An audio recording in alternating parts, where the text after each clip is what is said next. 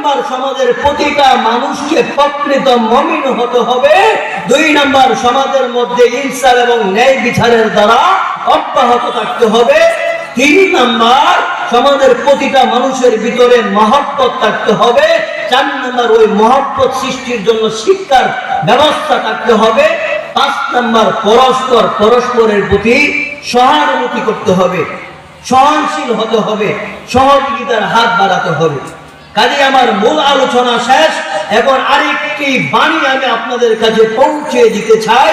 ইতিমধ্যে বাংলার প্রতিটা মুসলিম নরনারী এই কথা শুনতে পেরেছে যে কওমি মাদ্রাসাকে বন্ধ করে দেওয়ার জন্য, দাওয়াতে তাবলীগের মধ্যে ফাটল সৃষ্টি করে দেওয়ার জন্য এক ধরনের কুচক্রী মহল কাজ করে যাচ্ছে, যারা তাবলীগের মতো এই মহান খেদমতকে চিরতরে বিদায় করতে চায়, রাসূলের বাগান মাদ্রাসাকে বন্ধ করতে চায়।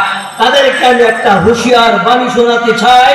সেটা হলো 1952 সালে সালাম রফিক জব্বার বারাকাত যেভাবে মাতৃভাষাকে রক্ষা করার জন্য জীবন দিয়েছিল, 1971 সালে সেই দেশের স্বাধীনতা ফিরিয়ে আনার জন্য যেভাবে 30 লক্ষ শহীদ, 30 লক্ষ মানুষ নিজের জীবন দিয়েছিল, রক্ত দিয়েছিল, আবার সেই 5 আগস্টের আগে কোটা আন্দোলনের মাধ্যমে দেশের মানুষের অধিকার অটুট রাখার জন্য যেভাবে জালেম সরকারের বিরুদ্ধে যুদ্ধ করে গিয়েছে, যেভাবে তারা যুদ্ধ করে গিয়েছে, অটল থেকেছে, ঠিক ওইভাবে দাওয়াতে তাবলীগকে রক্ষা করার জন্য, দ্বীন ইসলামকে রক্ষা করার জন্য মুসলিম সমস্ত নারীরা, মুসলিম সমস্ত পুরুষরা আমরা এক থাকবো, এক ঐক্য থাকবো।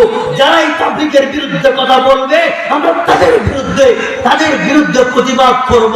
যারা রাসূলের বাগানের বিরুদ্ধে কথা বলবে তাদের বিপক্ষে আমরা কথা বলবো। যারা ইসলামের বিরুদ্ধে কথা বলবে, যারা আলেমের বিরুদ্ধে কথা বলবে তাদের বিরুদ্ধে আমরা যতদিন বেঁচে থাকবো, যতদিন এই বুকে সাহস থাকবে, যতদিন এই দেহের মধ্যে রক্ত থাকবে, যতদিন এক নিঃশ্বাস ত্যাগ করব না, ততদিন পর্যন্ত আমরা বাতিলের বিপক্ষে অবস্থান করব, তাবলীগ বিরোধের বিরুদ্ধে অবস্থান করব, মাদ্রাসার বিরুদ্ধে যারা অবস্থান করবে তাদের বিপক্ষে আন্দোলন করে যাব। এবং অদূর ভবিষ্যতে আরো যদি কোনো সময় কোনো জালেম সরকার মসনদে বসে, আমরা ওই সমস্ত মসনদদারীদের বিরুদ্ধে আন্দোলন করব, নিজের জীবন দিয়ে, রক্ত দিয়ে, ইনশাআল্লাহ তাআলা। সবাই একমত ইনশাআল্লাহ? ইনশাআল্লাহ। যারাই কোরআনের বিপক্ষে কথা বলবে, কওমি মাদ্রাসার বিরুদ্ধে কথা বলবে, মসজিদের বিরুদ্ধে কথা বলবে, আলেমদের বিরুদ্ধে কথা বলবে, আমরা ইনশাআল্লাহ তাদের বিরুদ্ধে এক থাকবো, অভিন্ন থাকবো, ঐক্য থাকবো। যদি আমরা ঐক্য থাকি, মিল থাকি মুমিনের কাতারে, তাহলে কোনো বাতিল তাবলীগের বিরুদ্ধে যাইতে পারবে না, কোনো বাতিল মাদ্রাসার বিরুদ্ধে যাইতে পারবে না, কোনো বাতিল আলেমদের বিরুদ্ধে অবস্থান করতে পারবে না।